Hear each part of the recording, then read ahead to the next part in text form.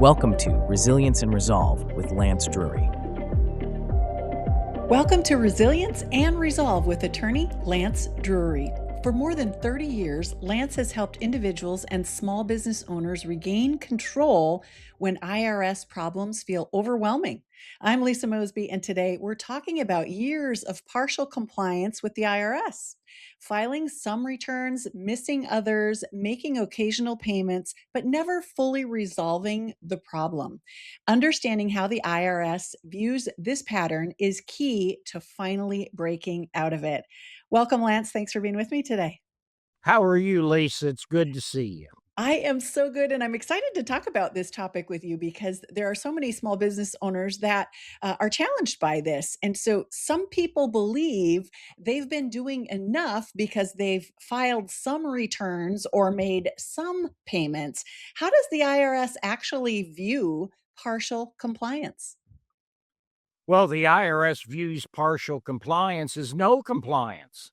And it's interesting you bring up small business owners because 70% or more of my clientele are self-employed individuals. Those are the people that get in trouble because the taxes aren't automatically taken out and they don't make estimated tax payments. So when the time comes to pay the tax, guess what? They've spent the money. The money's not there. And everybody thinks running your own business is the American dream. But most small businesses, 75% or more of them, are not all that profitable. And then you've got to fund your own retirement. You've got to fund your own health care. So if you make $75,000 a year and you got all of that, you're not making a whole lot of money being self-employed. And there's long hours. There's more paperwork. So that's the problem. People get home 7, 8 o'clock at night. They've had a hard day. They've had a long day. And the last thing they want to do is paperwork. And it just kind of spirals out of control. But yeah, you have got to be 100% compliant before the IRS is even going to talk to you about a settlement on the back taxes. You paying a 941 payroll taxes one quarter, but not the next. That's not going to get you anywhere, at least. And the other problem is, if you have a long history of non-compliance, which means you could have been compliant part of the time, but if you've done that, it's going to take you longer to get a resolution because now you have to prove to the IRS before they're willing to give you a deal that you're going to be compliant for more than just one quarter.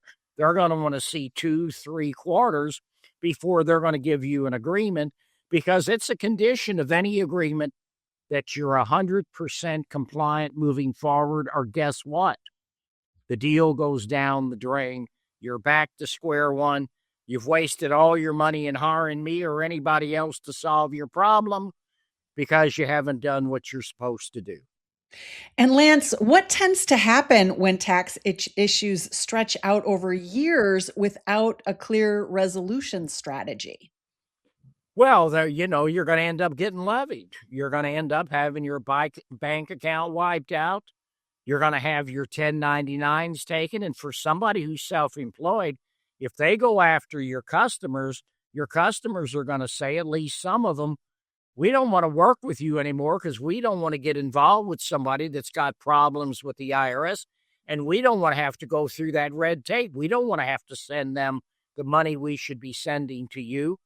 So it can cause lots of problems if you're not compliant for a great length of time with the IRS. It takes longer to get a resolution.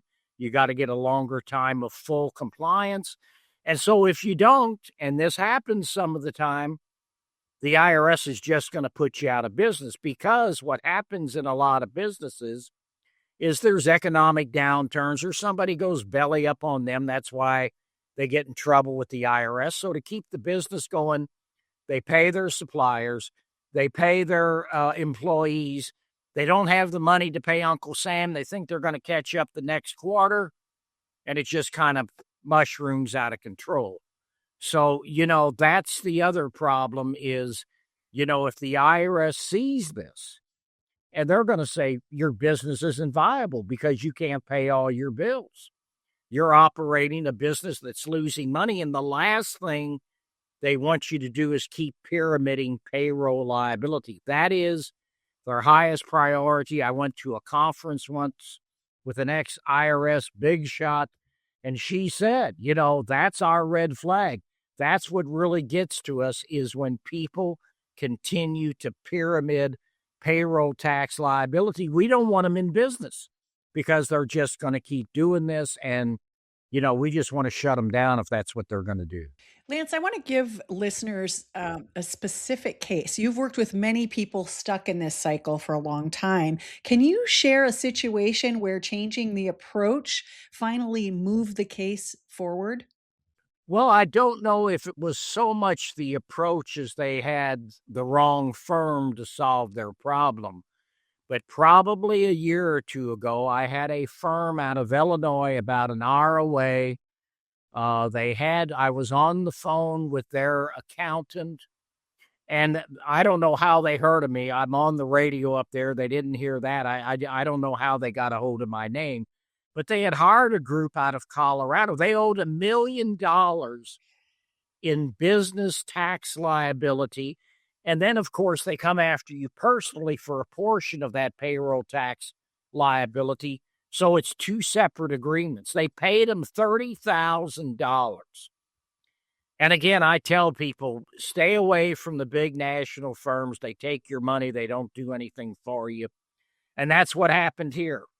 Because the IRS, then, they had a revenue officer, will send out what's called a 9297, a summary of taxpayer contact. And they want all this information.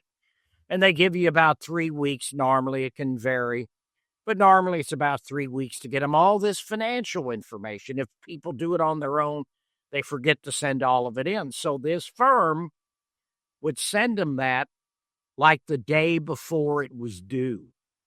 So they were not doing their due diligence. This went on, and it finally got to the point they called me because they had been levied for over $1 million for the business, and they had been levied for their personal. And so they asked me, can you guarantee you'll get this levy lifted? I said, I can't guarantee. They could take my bar license. Anybody that guarantees you anything, you should run for the hills. And so I said, I'm not going to lose my bar license. I can tell you we've had a good track record, but a lot of times it depends on the revenue officer. So 7 o'clock the next morning, because in St. Genevieve, we opened the office at 7 a.m. And so they hired us at 7 a.m. By the end of the day, both levies had been lifted. Within a month, we had installment agreements in case, which is very quick. But revenue officers want to move quick, so we got to get a lot of our money up front. They paid me more than $30,000, but they paid like 25, 30 cents on the dollar, maybe a little more. But the vast majority, they never had to pay back, and they were ecstatic with the result that they got from our firm. So, yeah, they changed their approach. They got somebody who wasn't there just to take their money. They got somebody who was interested in giving them back their peace of mind, making sure they could continue with the business. The business had been around for a lot of years, and so they wanted to keep it going. And so that's what we're here for. We're here to help people. We stand between people and the IRS. We're here to protect their interests. And, that's what we do every single day. Lance, I can do the math on that one. You saved them more than what they paid you from the rough numbers that I heard there. Their return on their investment was at least 7-1, if not more. Yeah. I have a question. You talked about partial compliance. We kind of open with that. And oftentimes, partial compliance will delay a resolution rather than help it. Should people do partial compliance or not do that? What should their action actually be that's most helpful? Well, there may be times when they will do partial compliance. For example, if you're working on a whole lot of past due tax liability and they have something recent, the revenue officer may say, well, let's clean this up from the first of the year before we talk about a settlement. And maybe it's not a whole lot of money. I mean, we're talking, relatively speaking, a few $1,000s as opposed to hundreds of thousands of dollars. So in that situation, because normally we say don't make voluntary payments, You're not getting anywhere. They just think you have money to pay. You're more likely to get levied. But when you're dealing with a revenue officer and they say, okay, do this, then we're willing to look at and give you a deal on the back taxes. Then in those instances, we will certainly tell them to engage in partial compliance matters because it shows. What you have to show to the IRS is that you're going to clean up the most recent year and you're going to be 100% compliant moving forward. And that gets the ball rolling on an agreement on the back taxes. And you mentioned that volunteer compliance might be a mistake, or volunteer payments, I'm sorry, might be a mistake. What mistakes other than that do people make when they are trying to keep the IRS at bay instead of addressing the full scope of the problem right away? Well, there's two problems. One, they try to do this on their own, and it's confusing, it's complicated. They tell me they sent everything to the revenue officer. Next thing you know, they got levied. And guess what? They didn't give them everything because there's so much information. It's so relegated to this specific realm that it just confuses people. So trying to do it on their own, they make the problem worse because the IRS is not going to call them to say, oh, we're going to levy if you don't give us this, this, and this. No, they're just going to levy. The other problem people make, and this is probably the biggest, and this is for self-employed individuals. They think they can do this on their own. So they call the IRS, they set up an agreement, and it's always for every last penny because the IRS never tells them it's based on their ability to pay. 85 to 90% of our clients never pay back the full amount, but they take advantage of lay people when they do it on their own. So they set up this agreement. They pay every last penny. They're paying on the agreement, but then there's no money to make their estimated tax payments. So the liability just gets worse and worse. So here's some free advice for anybody out there who's self-employed. If you think that you can do this on your own, which you can't, but if you're determined to do that, start making your estimated tax payments first before you negotiate a settlement on the back taxes, because that will keep you compliant moving forward, which is a condition of any agreement. And secondly, guess what? We can get you a better deal on the back taxes because those estimated tax payments are an allowable expense in determining your ability to pay on the back taxes. So let's say you're paying $2,000 a month on estimated tax payments. That's $2,000 less a month the IRS is going to be able to get out of you on a monthly basis through an installment agreement on the back taxes.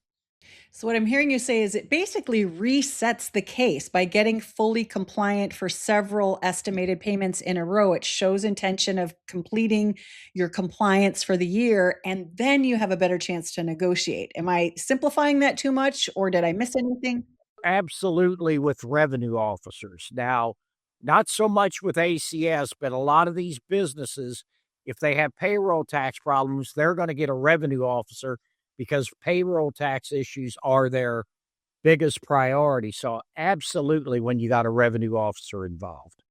For someone listening who recognizes themselves in the middle of this pattern, what should they understand before taking their next step? And I know their next step is hiring an attorney, but their next step past getting the right person on their team to help them with this. Well, their next step is you got to get compliant. You got to start making those estimated tax payments on time.